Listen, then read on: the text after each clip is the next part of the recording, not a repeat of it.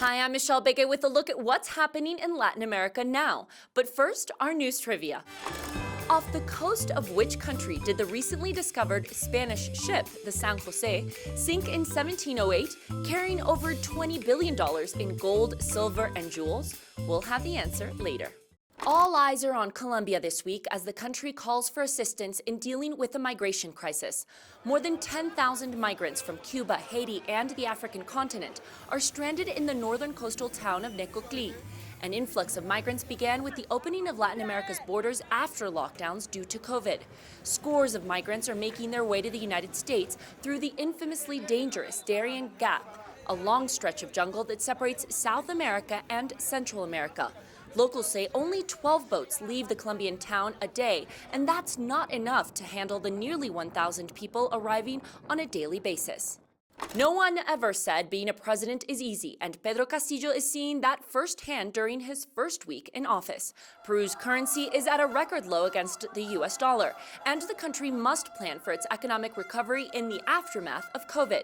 Just days ago, President Castillo swore in his new finance minister, economist Pedro Frank, who will preside over the recovery. Meanwhile, Sunday night, hundreds began protesting and are already demanding the new president's resignation. The biggest complaint voiced during the protest was over the president's decision in naming the prime minister, who is a public fan of the terrorist group, the Shining Path. And Brazil's coffee producers are in a state of desperation due to the loss of their crops. Brazil reported a severe frost is affecting the country, and unfortunately, it's hitting coffee regions the hardest. The most heavily impacted regions are São Paulo and Minas Gerais, the two largest coffee producing states. Those in the coffee industry say they have never seen anything like it. Experts say the repercussions in the global coffee market could last for at least 4 years. Brazil is the world's main producer of coffee. Now we go to Venezuela, where Latin America is celebrating two-time world champion Yulimar Rojas. Words can't describe the moment when Rojas' family watched her set a new world record in the women's triple jump during the Summer Olympics. Rojas flew 15.67 meters in her sixth and final jump, taking home the gold for her family and her country. The celebration of her triumph continues this week. Now let's check in with my colleague Joel Richards, who has news about COVID vaccinations in Argentina and Uruguay. Michelle, the Delta variant is not circulating in the southern cone, but there are isolated cases. Authorities are looking to increase the level of immunity. In Uruguay, a large proportion of the population received the vaccine Sinovac, and the health ministry has decided that those people will receive a booster shot, but this time of the Pfizer vaccine.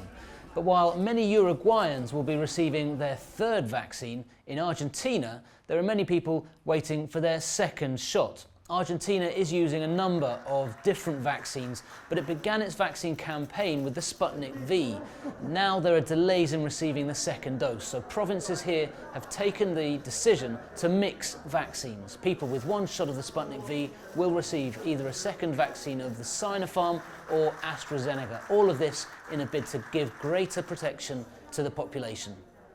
Okay, now let's look at what stories we're following for next week. First, the workers for the largest copper mine in the world have agreed to go on strike. Miners from Chile's Escondidas say they've rejected the latest contract offered by the mine's Anglo-Australian owners.